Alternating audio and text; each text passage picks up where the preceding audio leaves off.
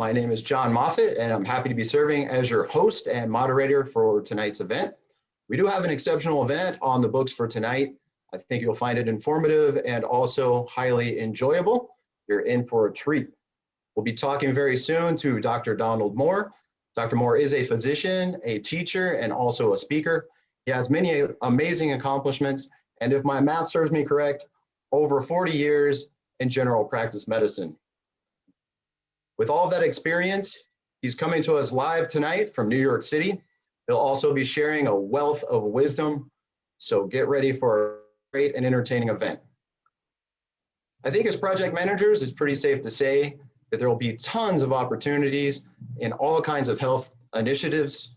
Perhaps you'll be working on a project that prepares us for the next pandemic. Maybe you'll be working to advance technologies like telemedicine, or perhaps breakthroughs in the next vaccination. I'm very optimistic about the future. I'm not sure exactly where our conversation is going to go tonight, but I'll tell you this, I'm certainly looking forward to it. As far as the format for tonight, it'll be pretty simple. I'll be discussing with Dr. Moore for approximately 30 minutes. Towards the end of the meeting at about 6:40, we'll open things up. We'll go interactive to the floor. If you do have a question, please be sure to put it inside the chat along with your name. Also, if you want to just raise your hand, I'll do my very best to get to your questions if possible and time permitting. Before we get to the main event, I'd like to hand things over briefly to our president. It is Shivani. Shivani started her career as a physician in the Indian system of medicine. She later transitioned to project management after acquiring an MBA and also a postgrad degree in computer applications. Please help me welcome the president, Shivani Gupta. Thank you, John. Thank you very much. And thanks everyone for joining us today.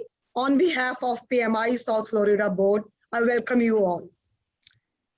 Necessity, they say, is mother of invention.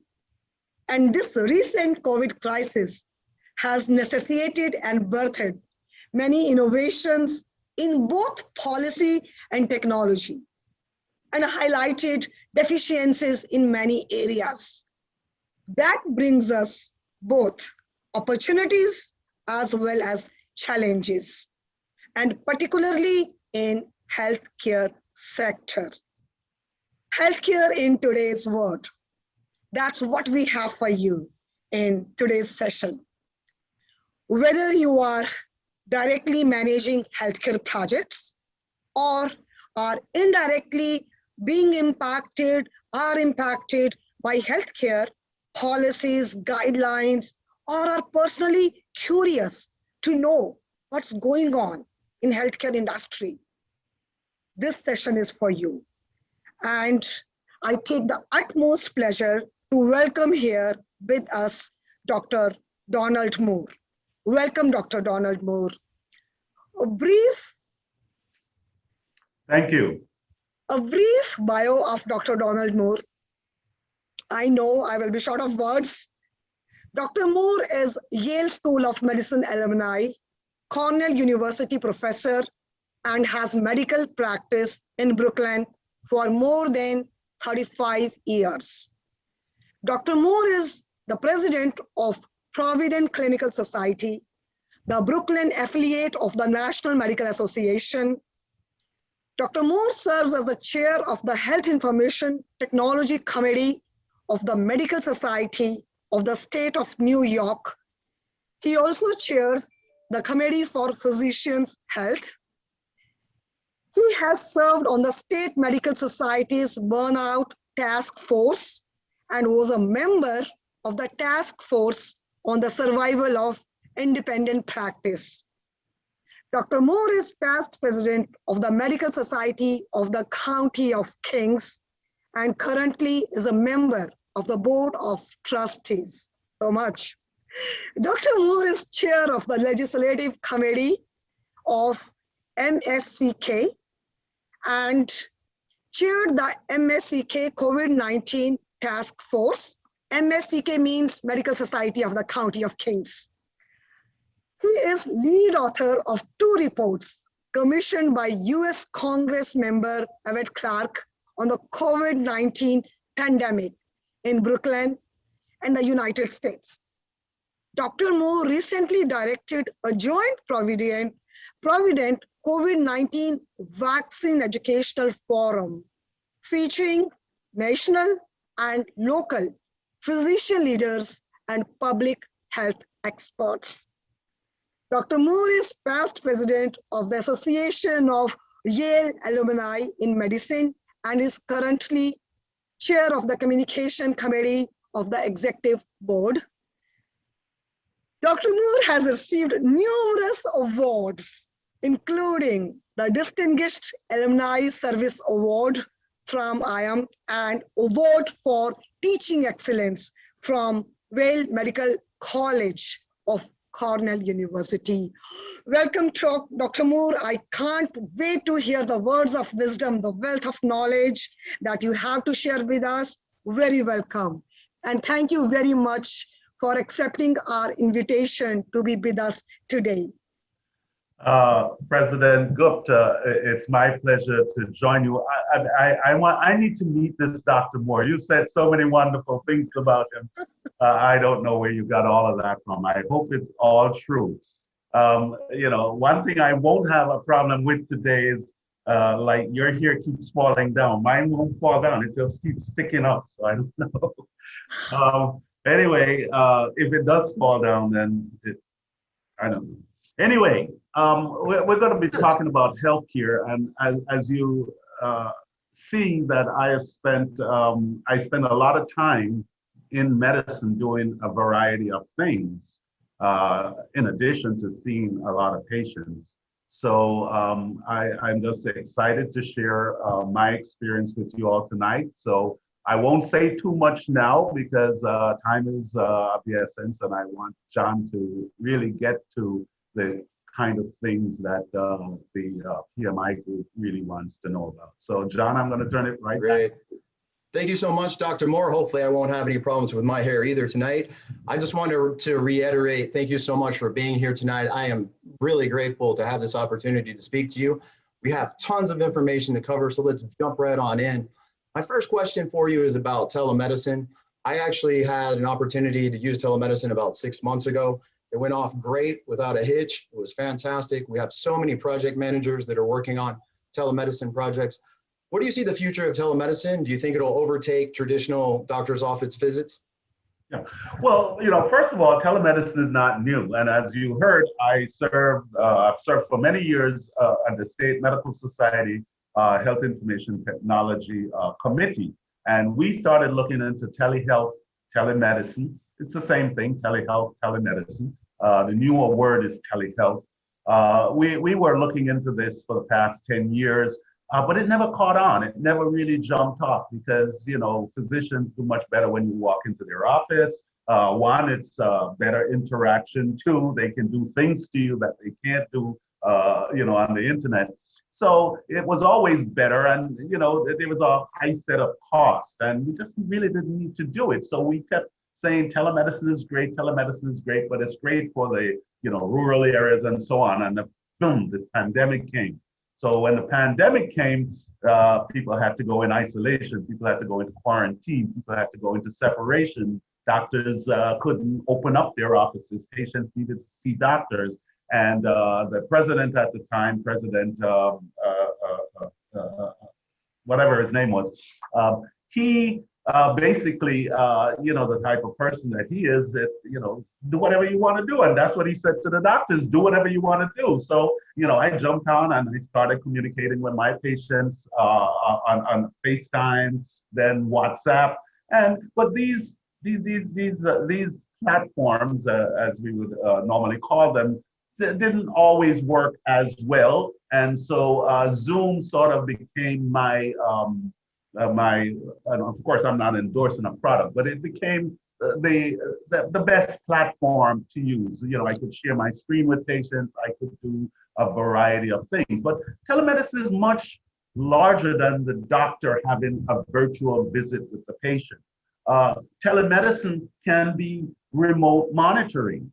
Many of you might have experienced, if you have maybe a cardiac problem, you might have experienced the situation where the doctor actually gave you a device and either attached the device to your skin or implanted the device into your body, or just sort of gave you the device in your hand and said, this device will monitor certain things. It will monitor your blood sugar, it could monitor your heart rate, it could monitor your oxygen saturation. We can monitor all of these things, and the data is collected at a central site. Hopefully somebody's there monitoring that data, and then alerts will kick off. Oh, your heart rate went up to 150. That's not good. Better let the doctor know. So that is the future of medicine. Doctors like it because it's a passive way of monitoring the patients. Patients like it because they feel secure that somebody is looking at my failing heart or my failing blood sugar or something. So telemedicine is here currently in my practice during the peak of the first peak. We had many peaks in New York. We had where we've had about 3 peaks. Everything that happens in New York is there, seems to happen in Florida. So you guys are going through in Florida your 3rd peak at this particular time. And as you know, the pandemic goes in waves, and the waves could be a big one the first time and not such a big one the second time, or it could be a flat wave like they had in India. The first wave in India was a relatively low wave, but the second wave, which is on its way down right now, was a really big one. So, it varies. So the pandemic came in the first wave when we were separated. I went to 100% telehealth for the first week or so. Then as I peaked out and I see that I could really get into it, I went, I started bringing patients in, but I could space them out. I could do the distancing. I could make it work because most of my connections were telehealth. Currently, which, in New York, as you know, we're pretty much post-peak on that 3rd wave and, post-peak for the pandemic and almost post-pandemic. Post-pandemic is when the case levels are so low that we're no longer in an epidemic. We're no longer in a pandemic. So we're almost there in New York. At this particular point, I would have thought I would have gone back to the old, bring them all into the office, no, we didn't do that. What we've done is we've continued with our telehealth. It's about 60-40 for me right now, 60% telehealth, 40% in-person, face-to-face. That's not for every doctor. Some doctors don't do any telehealth. Some doctors do all telehealth. Some systems are geared to telehealth. So it's big, it's gonna stay, and it's the future of medicine moving from 2020. Well, Dr. Moore, fantastic. Let's speak a little bit more about traditional offices. Excuse me. I know you served or are serving as the Health and Information Technology Chairman. Do you have any kind of advice that you can share? Any recommendations you can let our project managers and IT people know about? Well, the biggest project that doctors had over the last 10 years was a little bit more than 10 years, 10 to 20 years, because we all sort of didn't jump on at the same time, was the transformation to a digital office. When I was younger, the doctors, you went to a doctor, it was a pad, a chart. We still refer to it as a chart. It's no longer a chart. What it is, it's some kind of electronic device in most doctors' offices. But when I started out, we had these charts, and that was the system. When the High-Tech Act came, which was a congressional act to put money into technology in medicine, that started, and many of you may have heard the term meaningful use. So that was the big project. And that's what we had. We had project managers. In my office, a project manager had to come in and help us move all those charts, not physically move those charts, but the information in those charts to the digital system. As it turned out, we were server-based. So we got our own servers and we did it the old-fashioned way. Subsequent to us, when we transformed, many came in with a web-based system. The bottom line, it was the same thing. You would come in and you would see the doctor, see the health provider, and they would input your information into some kind of system. digital system. And, the one that I think was sort of most obvious to people was the prescriptions. It used to be, here's your prescription, go to the pharmacy with it, you take it to the pharmacy, and you lose it on the way, it fell out of your pocket, whatever it was, but it wasn't perfect. It got much better when it became digital because I would sit in my office and boom, send, and your prescription is there while you're still sitting at me. Sometimes I'm with the patient and I've sent the prescription and the pharmacy is calling my office and I pick up the phone and they said, oh, the prescription you just sent 10 seconds ago, we don't have that medicine. You need to make a change. So, I mean, prescription of opioids, that we could monitor that a lot better. So project managers were there on the ground. They had to come in and take a whole working system, the way doctors work, and help us make that conversion. And you're going to have the same thing happening again. Now we've done the first part, which was just make the charts digital. Now we're going to make the whole operation more digital. Equipment, as I mentioned, that type of digital monitoring, and of course, the actual now virtual kind of monitoring. So yes, it's here to stay. Very good. Thank you, Doctor. Next question has to do also with the reopening. What do you think food service might look like in the future? I know some companies transitioned really well. I think Chipotle and Chick-fil-A did an excellent job of transitioning over. And also kind of as a second part to that question, what does disease prevention look like in the future with everyone coming back together and the possibility of new pandemics? Okay. Let me start with the last part first, disease prevention, because that's how you deal with a novel infectious disease. You prevent it once you figure out that it exists. So to speak on that, I think we need to look back historically, and this history now is a little over a year and a few months old. So sometime at the end of 2019, somewhere just around the holiday season, we heard that there was a virus in China. And, some people didn't believe it, some did. The bottom line is the World Health Organization put out a notice to all the governments in the world. There is a respiratory virus that is likely to become endemic in many countries, therefore making it a pandemic, and we need to be alert to this. Well, what happened in our experience? What happened in New York? What happened in Florida? What happened in Washington? What happened in California? We didn't do anything. We didn't start stocking up.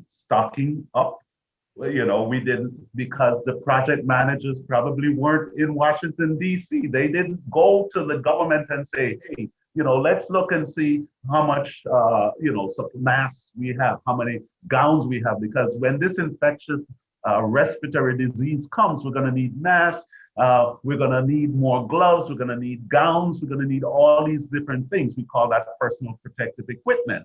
So when the virus actually became widespread in New York, we had a shortage of protective equipment. Worse than that, what we didn't have was we didn't have a good way of diagnosing it. Now, remember, I said in December was when this alert came out. In January, the WHO informed the world, and there was actually a test. The sequence of the virus was released to the WHO, and when that sequence was released, it was easy for the technical companies to make a test, and a test was made, and it was distributed worldwide. But our CDC made the decision that we were going to make our own tests. The problem was the first batch was bad. So when COVID came to New York in March, I was diagnosing it clinically, and you can do that. But if you have a test, you don't want to do that. You want to. So of course, by the time we became fully aware of the pandemic in New York, it was way past the onset. It was way up there. So we were just diagnosing a large amount, and as you all know, our health system was overwhelmed. It was so bad that they didn't have any place to put the bodies. There was a story that in Brooklyn, where I practice, somebody was walking past a refrigerated truck and it was smelling bad, and what they found, there were bodies in there. That sounds kind of gross, but that was real. That was a real situation. We have short memories for things like that. So that's so preparation. We weren't prepared.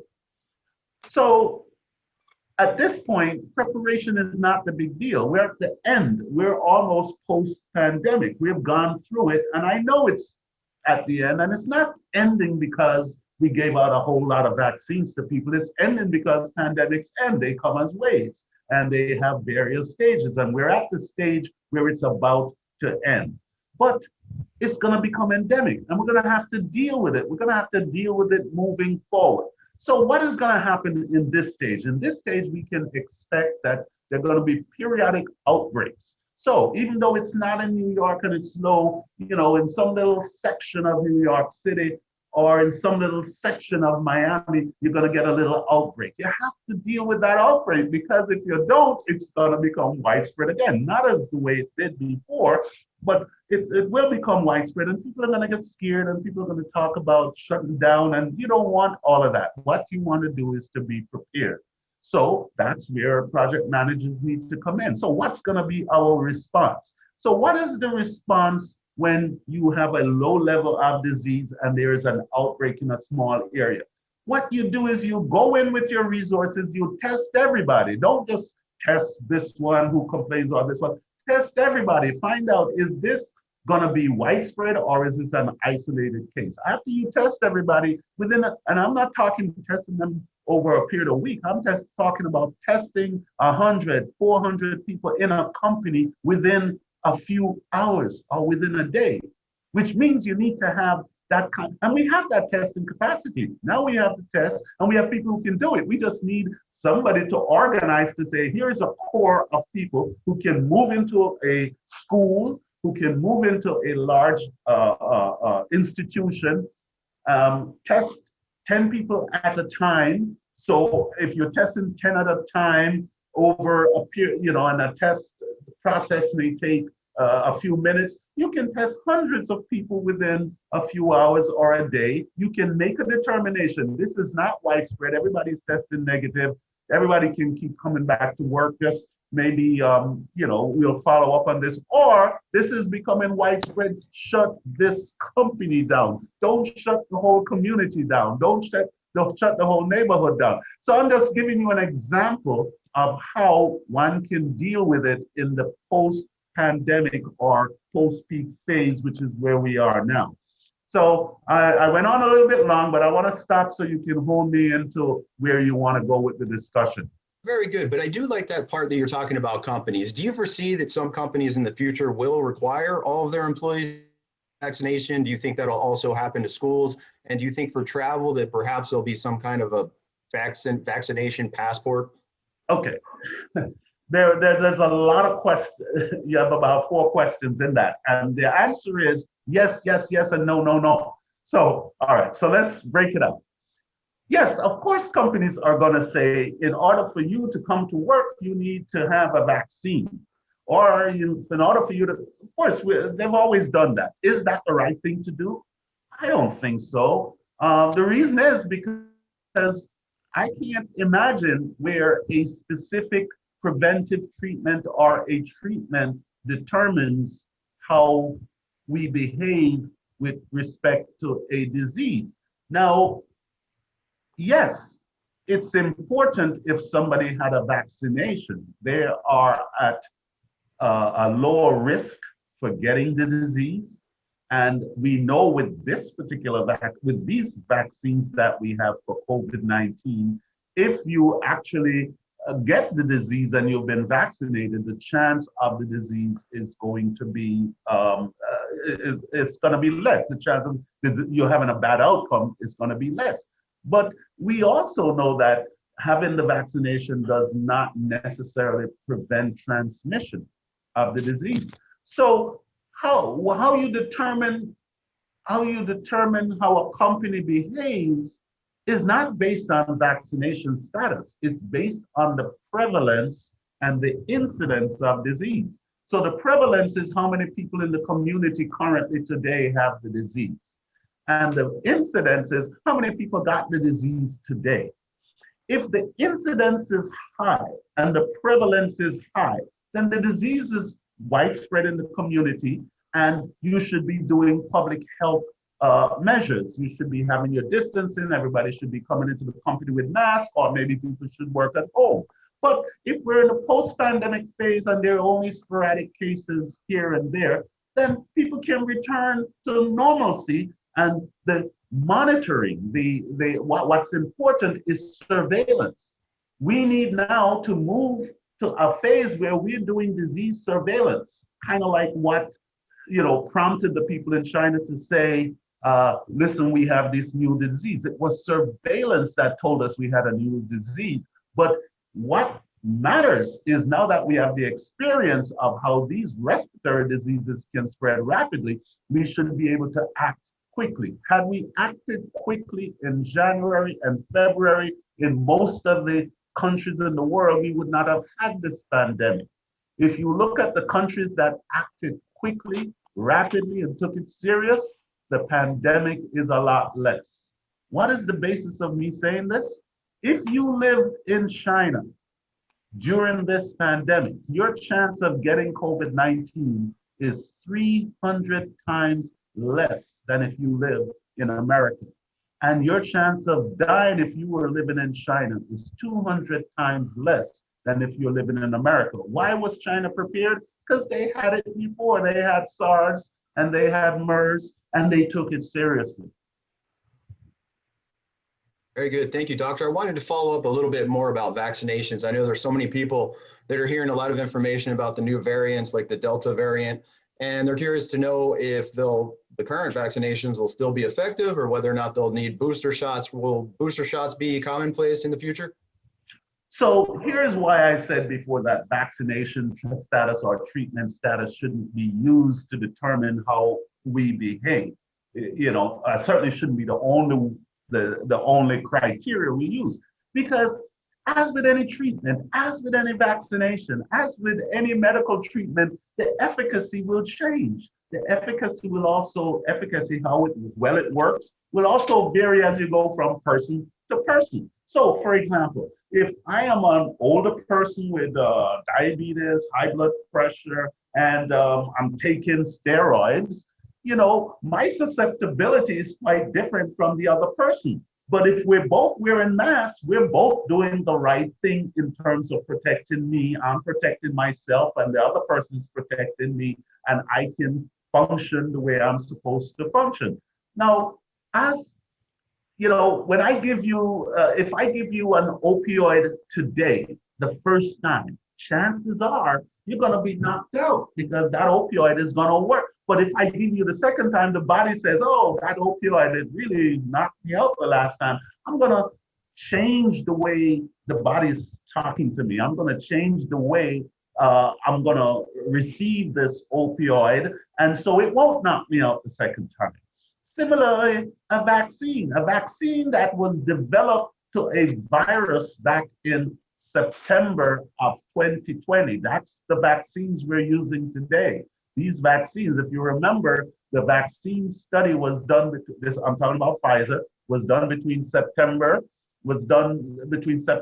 October, 2 months of study on that vaccine. And then they released the data in November, and it said it's 95% effective.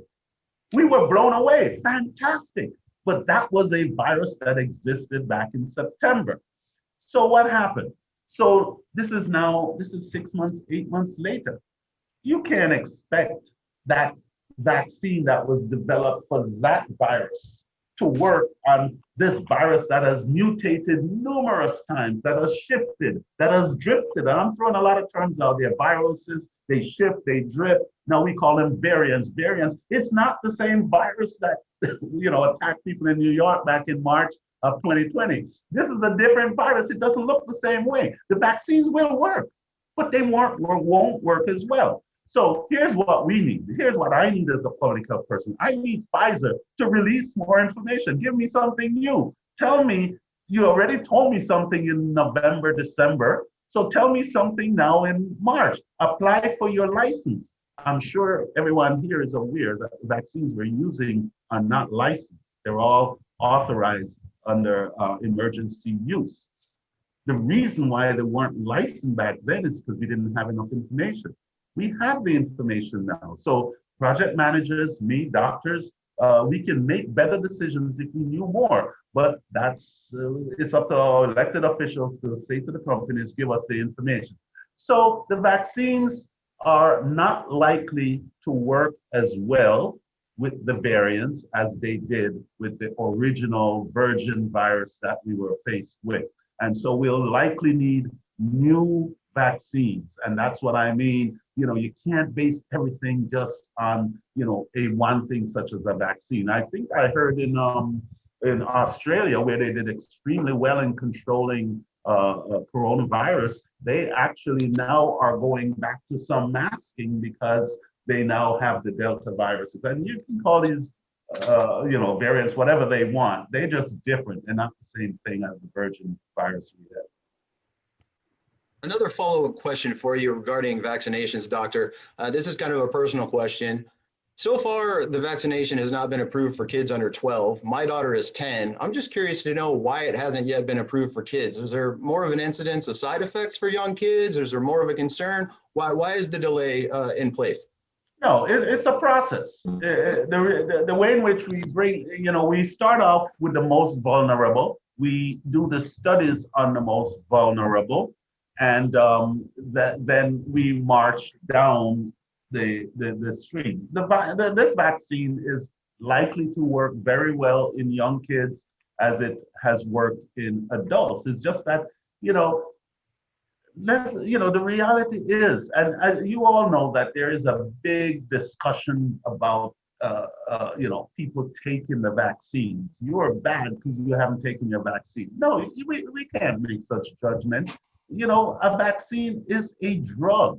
It's a drug that's foreign to the body. It's going to be injected into the body. We hope that it will be safe in the long term. We know that it is relatively safe in the short term.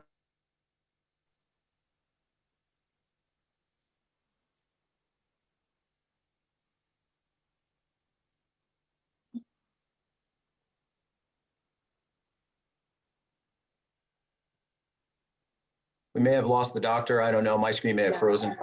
Yeah. Did we freeze up? Okay. We talked to the doctor earlier. He said that was a possibility. He said that they had a power outage over there in New York and that he was working off of a hotspot. And we have a contingency plan, of course. Oh, here we go. Sorry, doctor. You're in and out. See if we can get him back. I think we lost him. There he is. Dr. Moore, I can see you now, but it looks like you're on mute. There you are. You hear Sorry, me? we lost you there for just a second. Okay, I'm back. So that just probably was my prompt to move on. And anyway, she did get COVID, but the idea is, we can't give it to her little tiny 3-month-old baby because they don't have the immune system to respond to a vaccine.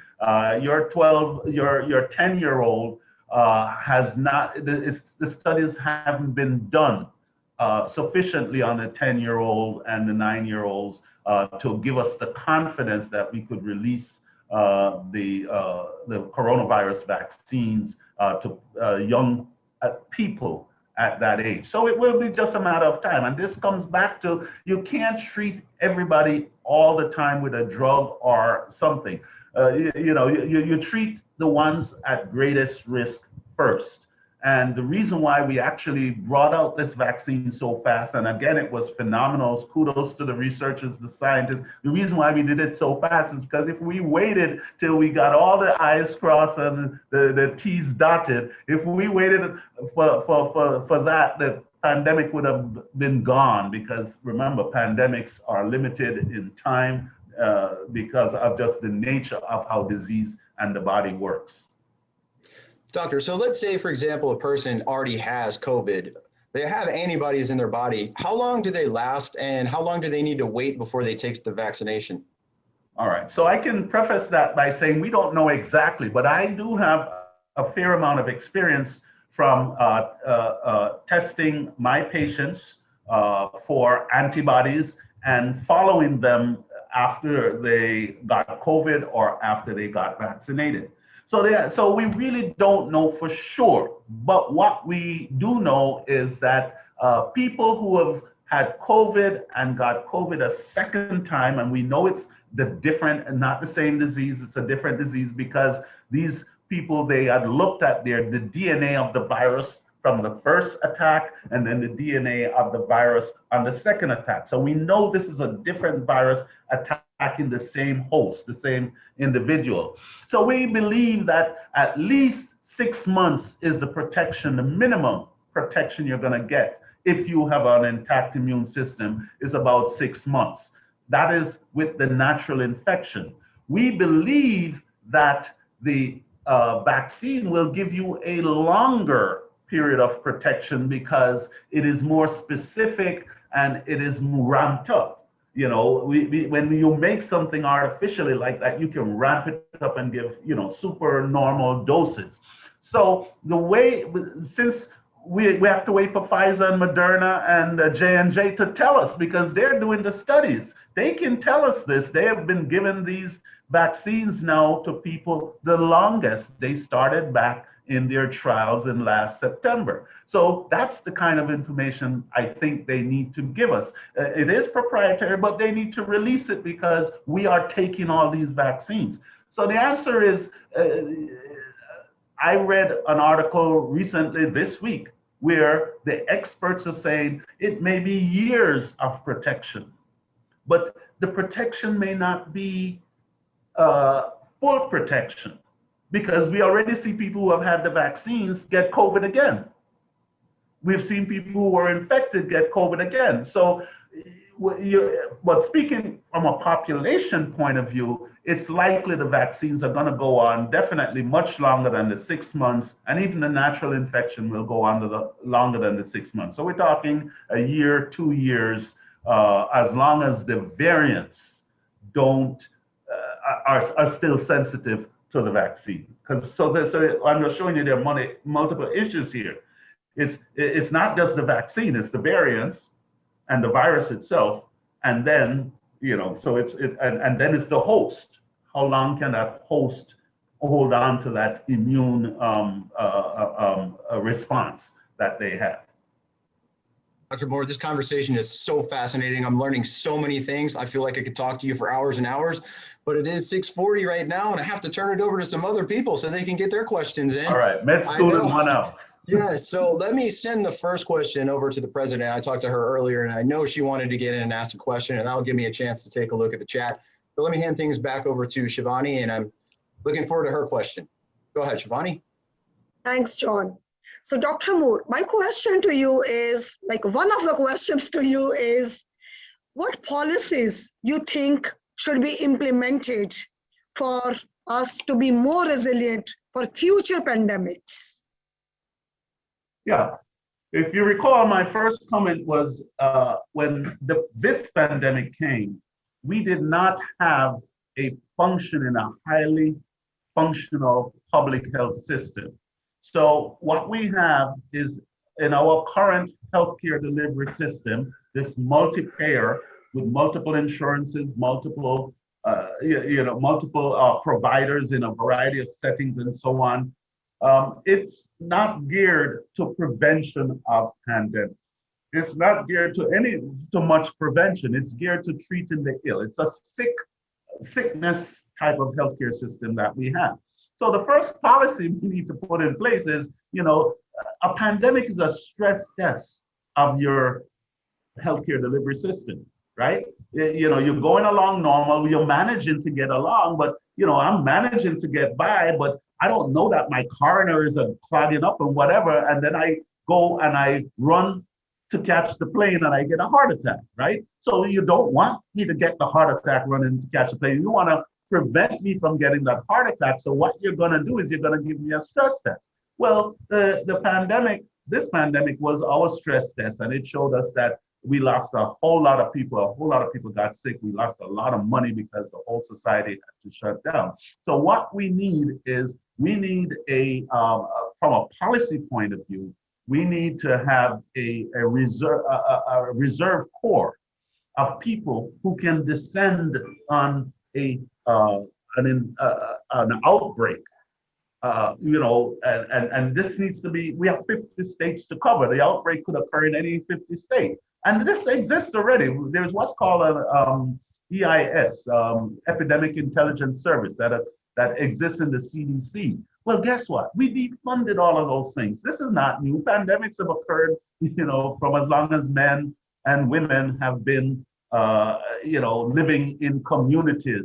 So they've occurred, and we have learned to make responses to this. But when we don't have a pandemic for a while, our elected officials stop doing what they're supposed to do, which is to keep the readiness. So we need a ready, well-funded public health system with a ramped up epidemic intelligence system so they can go and figure out if it's going to really be a pandemic and then put the resources there, shut it down where it starts. So that's one concrete, specific thing we can do. And there are many others, keep the politics out of it, make sure that your CDC people are acting like true professional physicians and nurses and planners and so on. Thank you. Very good. I'm just taking a look now to see if we have anything in chat. I'm not seeing any questions right now. Let's see, there we go. Question to Dr. Moore. Let me read this question. Keeps moving. We still have a large section of the country that are hesitant to take the vaccine for a variety of reasons. Are you concerned that we may never reach herd immunity or relapse into another major wave? Okay. We've created new norms and new ways of thinking with this particular pandemic, and I'm sure this has occurred with a lot of pandemics. Herd immunity. So the idea of herd immunity is that so many people are protected either through natural infection or through vaccination that when the virus tries to jump to the next person, it's like, oh, can't go there. This person's protected, can't go there. So it just dies. It just fades away in the person that is infected. So herd immunity, we've never been able to, in a short period of time, reach herd immunity for any disease. So I don't know why we thought we were going to do it this time. There was a gallant effort. We bought 18 billion, a billion with a B, of worth of vaccines. That's what we did. We spent 18 billion of tax dollars on vaccines. So it's important for the government, it's important for people running the society to get these vaccines in arms. But there's another side to it. There are people, if you came to my office and I said to you, this drug here is a great drug. It's going to lower your cholesterol. It's going to do all these wonderful things to you. And you say to me, well, doctor, I respect everything and I know that you studied all of this, but I don't necessarily agree that I should be taking this drug to lower my cholesterol because I don't think the science is 100% worked out. So you lower my cholesterol, but I may still get a heart attack. I would probably sit and say true, and we would have a conversation, and that conversation may go on for weeks, months, or years, and you may never take that drug. I'm not going to throw you out of my practice. I'm not going to say you're a bad person. I'm going to deal with it, and we'll deal with whatever outcome. So I think we should leave the people who don't want to take the vaccines alone. We should talk to them. We should give them the information, but we should stop this and stop misinformation. If you take a vaccine, then you can do anything you want and walk out, in a highly, in an area with a high prevalence, and you're not going to get the disease. Okay, here's a point. If I test you today and you have COVID, and I was vaccinated 2 months ago with Pfizer vaccines, 2 of them, and I'm fully vaccinated. Do you think after I test you and you have COVID that I'm going to come in there and not wear a mask? No, it doesn't make any sense. We don't do things like that. So to act as if, it's all about vaccine, non-vaccinated, this conversation is going to die down in a short time. a very short time, when we see the virus start behaving the way it wants to behave, when we get additional information from the pharmaceutical companies who are making the vaccines, and there is more information. But right now, this conversation where vaccine, unvaccinated, good people, bad people, that's the wrong conversation. I think that's awesome advice, Doctor. I really like your perspective on that one. Another question too for you regarding COVID-19 vaccines. So much time, energy, resources, basically the entire world has been focused on solving this problem. Will this help us come up with solutions for other diseases? Will this, does the vaccination transfer over to any other diseases? What are we learning that might help us on that front? Okay, so to be fair, again, I think, kudos to the scientists. We've been working on these vaccines, this messenger RNA system, which was an additional platform to what we had before for vaccines. So this work has been going on for at least 10 years. And COVID came and gave us the petri dish, the testing to, put it out there. And our CDC, the CDC worked with Moderna and all the other companies to produce these vaccines. So yes, whenever so this stress test made us perform excellent in the laboratories. It also has given us insight in how we need to deal with it, but it also showed us the gaps and all the problems in our healthcare delivery system. Yes, the whole world is working on it. And guess what? The virus is ahead and has been ahead. The good thing about it is the virus, like if it's a living thing, like all living things, will die, will go away, and there will be survivors. So we're talking today, so we're the survivors. Hopefully all of us will have learned something.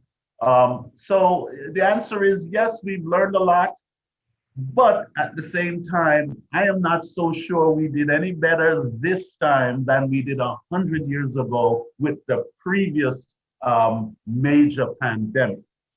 And if I may just add a little bit, a suffix to that, why would I say something like that? 100 years of all this great medicine. Well, if you go back to 1918, 50 million people died. Yeah, 50 million people died worldwide. So that was a really bad pandemic. But out of that 50 million people that died, 1 out of 50 was an American. In this pandemic, 1 out of 5 of the people that have died have been Americans. So did America do as well? And America did exist in 1918, and I'm sure the people then were just as smart as the people here now. We have not evolved to smarter creatures. So they were smart people, we're smart people. The point that I'm making is we're not necessarily doing better. And it's not necessarily technology that makes us do better. It's how we act as human beings and how we take care of ourselves as individuals, how we move, and the word herd comes back, right? Herd immunity. So we're a herd. We're admitting we're a herd. Well, if we're a herd, we need to act like a herd that wants to survive, which means we've got to take care of everybody in the herd. We need to protect each other, all of us in the herd, and move on. But you had another question for me. Yes, actually, we have time for perhaps one more question, and I think I'll let it be pretty much an open-ended question. And if you have any advice for our IT specialist or our project managers, I'll pretty much let you take the floor here. Is there anything else you want to touch on that we haven't covered tonight? The floor is yours. Well, I think, to what I would say, the organization, I give credit to the organization for going to the source of information. Now, I know that we have one great physician in America that's been given great advice, Dr. Fauci, and but there are many doctors in America that I think the societies, the organizations need to be talking to and getting information from. I feel that my profession has been somewhat silent. We've been sort of waiting for direction on how to act. I hope the next pandemic, the doctors will be out front. The doctors will have made sure that we had the tools to work with. I think we were silent as an organization, the physician organizations, in terms of making sure that the test was available, because we all knew that tests were available in other countries when they weren't available here. We knew that at some point we would have needed personal protective equipment. How could we have allowed that state of affairs to occur? So with the support of the society and with the advocacy of physicians, organizations, the medical, we need to move to change our healthcare delivery system. It's not organized in the manner that it should be. We have too many competing interests. We're not focused on health. We're focused on illness. We want to treat illness because there is a lot of money there. We need to focus on health. The whole purpose of my profession is to channel society's response to disease in a way that makes us live longer, that makes the herd survive. And that's not what we're doing. We have too many interlopers, people that are in medicine to make a lot of money because it is, and that shouldn't occur. And it is up to you, it is up to me, it is up, because, I'm a patient too. I will be a patient. I'll be, in somebody's operating room at some point. I'll be getting somebody's drug at some point. So it affects all of us. We need to make sure that our healthcare system is responsive. And the best way to do that is to get rid of the interlopers, make it not a commodity. Healthcare should not be a commodity. It should be a basic human right. Dr. Moore, let me tell you, when I first heard your resume, I was thinking this guy is Superman. And I have to say, you have lived up and exceeded all expectations. I have so enjoyed this conversation. We are very close to the very end. But on behalf of PMI South Florida, on behalf of Shivani and everyone here, I just want to thank you from the bottom of my heart. I learned so much, so many awesome takeaways. I can't wait to actually watch this over again and let it all soak in. So fascinating. I enjoyed it. You have an awesome bedside manner, I can tell. Lots of compliments to you, and thanks again for joining us tonight. It has been a true pleasure. Thank you very much, John and Shivani and the group at PMI South Florida. Thank you. Thank you so much. Yes, let's do a round of applause for the doctor. Thank you very much. That was awesome. I know you can't hear it all, but everyone's clapping for you, doctor. Well done. Fantastic. At this time, I'd like to hand it over to Sue. I believe she has a few closing remarks or announcements for us. No, I'm sorry, back to Shivani. No, I could see Roy has raised his hand. Okay, Roy, I'm sorry. Did I miss Roy? Yes, I had a question, but if we're out of time, it's okay to move on. Looks like we have a couple of minutes. Let's go ahead and have you throw out your question, Roy. Okay, so for Dr. Moore, what's your opinion on vaccine passports? I have an opinion and I have a view on it.